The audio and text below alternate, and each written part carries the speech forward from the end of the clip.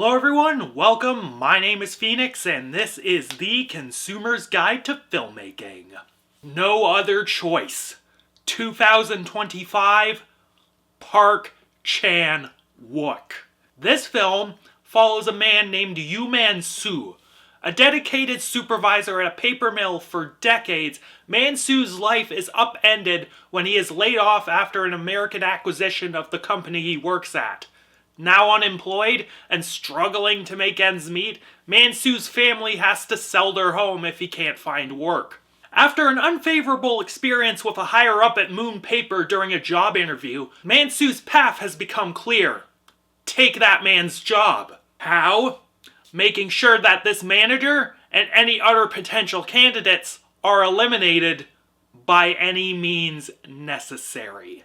Man, Park Chan-wook is always coming through with straight fucking fire. This time though, Park really outdid himself here.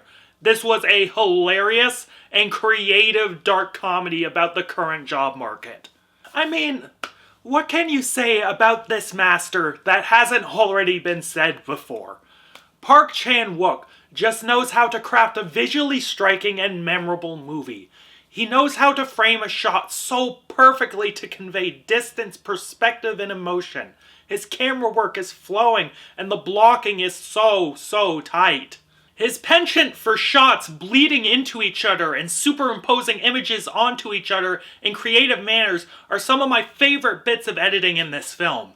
His use of lighting, especially during the interview scene at Moon Paper, where the sun is glaring in our and Man-soo's face, was stark and anxiety-inducing.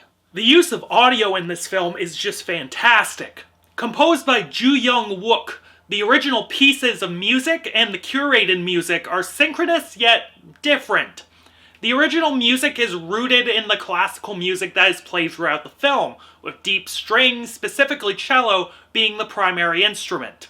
The film also uses the odd classic rock song, though some of these songs are often in Korean. The most notable moment of audio in the film was when Man-soo was going to murder the one candidate named Byung-mo, so he cranks this classic rock song to blaring volumes, and it begins drowning out the dialogue. God bless fucking subtitles, otherwise I wouldn't have understood what the fuck anyone was saying. It was just perfect goddamn audio mixing. But what makes this film stand out in Park Chan-wook's recent output is just how tight this script is. Tonally, it just has such a great grasp on what it is. It knows how to imbue weight on something, but it also knows how to make something that is so dark, so funny.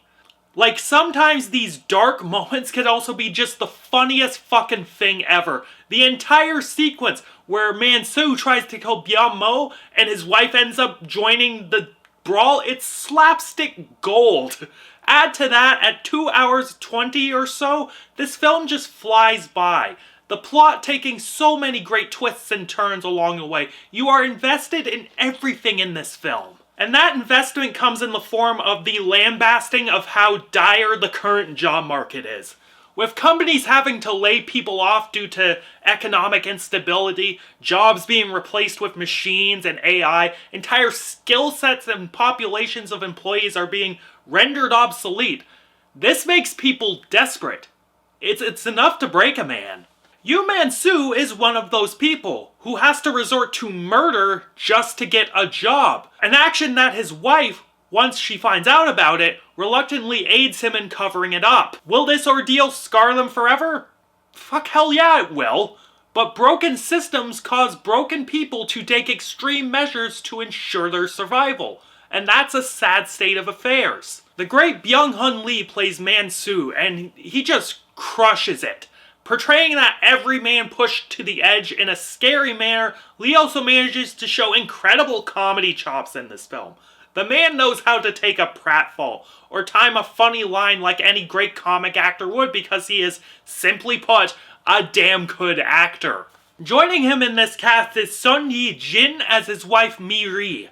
She plays the doting housewife brilliantly and manages to portray these feelings of doubt and betrayal in such subtle and interesting manners.